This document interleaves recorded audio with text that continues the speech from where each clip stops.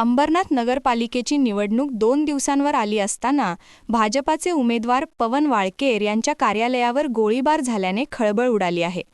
बुधवारी रात्री 1 वाजताच्या सुमारास पवन वाळकेर हे अंबरनाथ पश्चिमेकडील नवीन भेंडीपाडा येथील आपल्या कार्यालयात कार्यकर्त्यांसह बसले होते.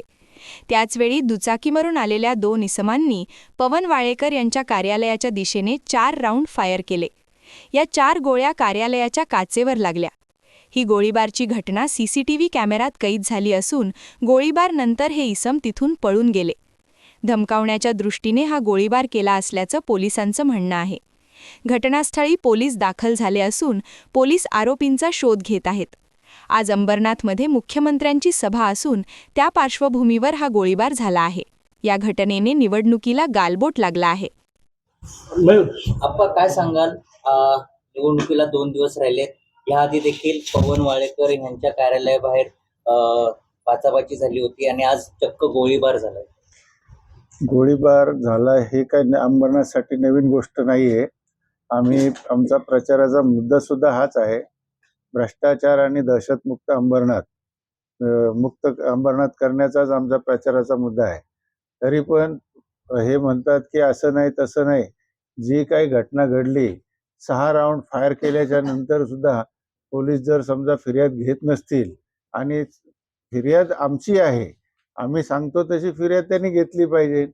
आम्ही थोडी सांगतो की हे खोटी काही देतो. खोटी जर आमची फिर्याद असेल तर त्यांनी आमच्यावर प्रोसिक्युशन करावं, ते कायदा आहे, किंवा आमच्या विरुद्ध खटला दाखल करावा. आणि असं असताना सुद्धा जर पोलीस आमचं फिर्याद त्यांच्या म्हणण्याप्रमाणे द्यायची असेल तर त्या गुन्ह्यात काय अर्थ आहे? याच्या आधी सुद्धा 2-3 वेळा असेच अटेम्प्ट झालेले आहे, त्याची साधी फिर्याद सुद्धा घेतलेली नाही. आणि जर फिर्याद घेत नसेल तर हे पोलीस स्टेशन कशासाठी पाहिजे? इथं गोरगरिबाला जर न्याय मिळत नसेल तर या पोलीस स्टेशनची गरज नाही. मग भाई लोक बसवावे चौकामध्ये, त्यांनी फैसले करावेत. अंबरनाथ बोलू की नाही चलेगी. काय सांगताल, कधीची घटना आहे आणि आता ती आंदोलन करतात? त्याला ऑफिसरला बाहेर जा, आपण आतमध्ये कोणी जाणार नाही आता. ही रात्री 12:15 सुमारासची ही घटना आहे. आणि आम्ही इथं FIR द्यायला आलो होतो आमची, तर ती आमच्या हिशोबाने घेतली नाही, म्हणून आम्ही ती आंदोलनाला बसतोय. कुणी गोळीबार केला काही माहिती समजली? मला जो संशय आहे तो राजू वाळकेर, अरविंद वाळकेर आणि निखिल वाळकेर वरती आहे. सर काय सांगाल, ती आंदोलन करत आहात. आज निवडणुकीला फक्त 2 दिवसच अवघे शिल्लक राहिलेत आणि आज गोळीबार झालाय. त्या विरोधात आपण या ठिकाणी गुन्हा दाखल करण्यासाठी आलो होतो, मात्र तुम्ही ती आंदोलन करता. 12 वाजता 12:15 वाजता या ठिकाणी फायरिंग झालेलं आहे. Attempt to murder. Bharatiya Janata पार्टीचा तरुण तडफदार उमेदवार याच्यावरती फायरिंग करून त्याला ठार मारण्याचा एक प्रयत्न झाला. आणि त्या संदर्भामध्ये ज्यांच्यावरती संशय आहे त्यांची नावं फिर्यादी म्हणून आम्ही देत असताना ही फिर्याद तशा प्रकारे न घेता पोलीस सांगतात तुम्ही अशा प्रकारे फिर्याद द्या, तशा प्रकारे फिर्याद द्या. याच्या अगोदर देखील त्याच्या कार्यालयावरती हल्ला झाला 30 तारखेला, त्यावेळेला देखील त्याची फिर्याद घेतली नाही, त्यावेळेला देखील तक्रार घेतली नाही, कोणत्या प्रकारची चौकशी केली नाही. म्हणजे कोणाचं काम करतायत? आज आमची फिर्याद जोपर्यंत घेत नाही तोपर्यंत आम्ही या ठिकाणी उठणार नाही, हा आमचा ठाम निर्णय आहे. मुर्दाबाद मुर्दाबाद पोलीस स्टेशन मुर्दाबाद. 2च दिवस शिल्लक राहिले. मुख्यमंत्र्यांची जाहीर सभा देखील आज आहे. ते सांगतो 2 दिवस शिल्लक आहेत निवडणुकीला, आणि 2 दिवस अगोदर ही डायरेक्ट म्हणजे फक्त कार्यालयावरती नाही तर आमचे उमेदवार यांच्यावरती डायरेक्ट फायरिंग करून त्यांना ठार मारण्याचा प्रयत्न झालेला आहे.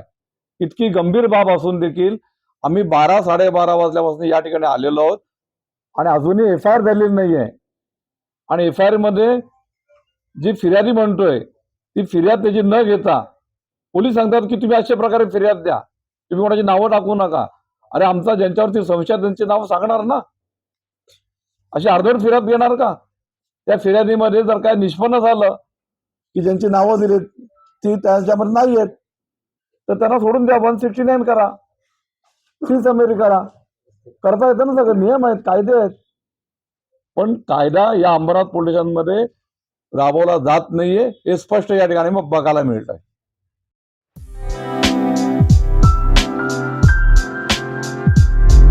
MRN Construction Interior Decorator, Specialist in Civil Worker, Sliding, Fabrication, Plumbing, Painting, Marble Fitting, POP, Brick Wall, Water Purifying, PCC, RCC Works.